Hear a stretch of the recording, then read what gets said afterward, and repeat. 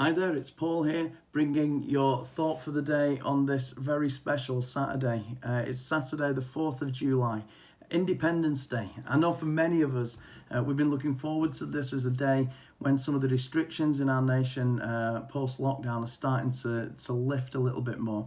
I know that many people will be facing today with lots of trepidation and concerns. What does it mean to move to this next stage? Is it actually safe? Is it the right thing to do? What can we do? What can't we do? But what we all know is that things certainly feel different than they did going back maybe 2 months or so. It's a time of new beginnings in many ways. But not only is it Independence Day in that sense, and believe me, you are in our thoughts and prayers, whether you're looking forward to today or today is something that's a real concern for you, please know that you are in our thoughts and prayers right now.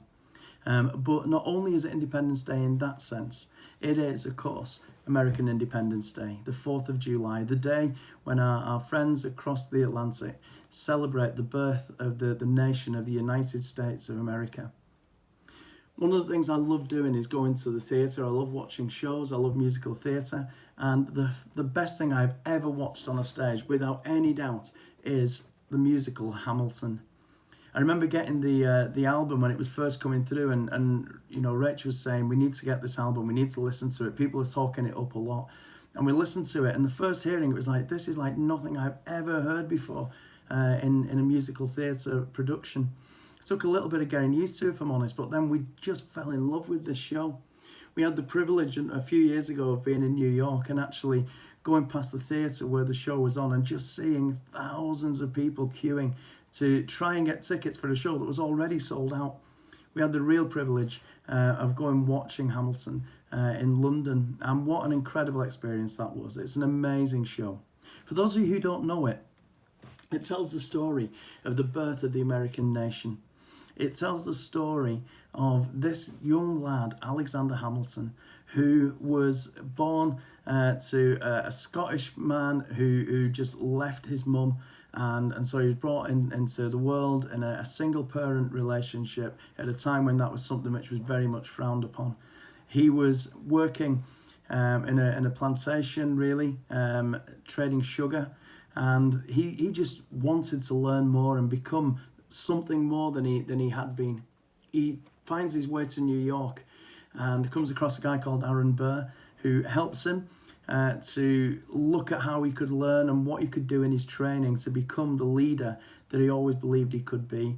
Aaron Burr's an interesting character. For those of you who know church history, you will have heard of the Great Awakening, no doubt, in America. And Aaron Burr is the grandson of Jonathan Edwards, who was the leader very much in that movement of the Great Awakening. Aaron Burr was nothing like his granddad, though.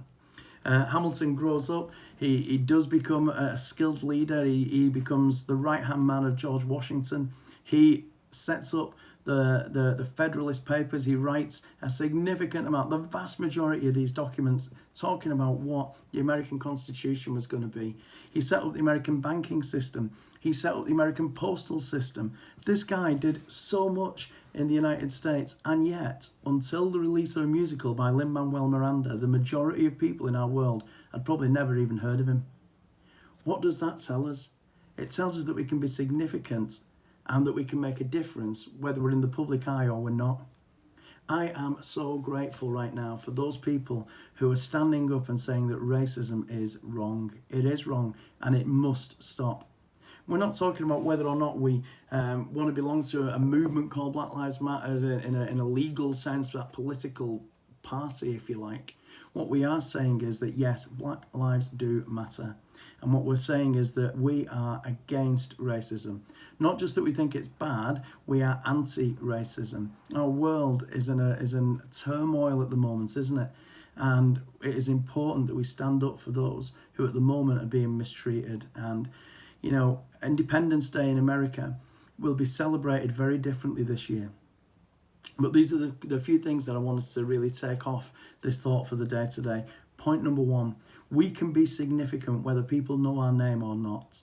And we can be significant to the people who we come into contact with each day. Choose to be significant. And then point number two, we can be significant in bringing independence, bringing freedom to people who others in the world would put down and would knock down.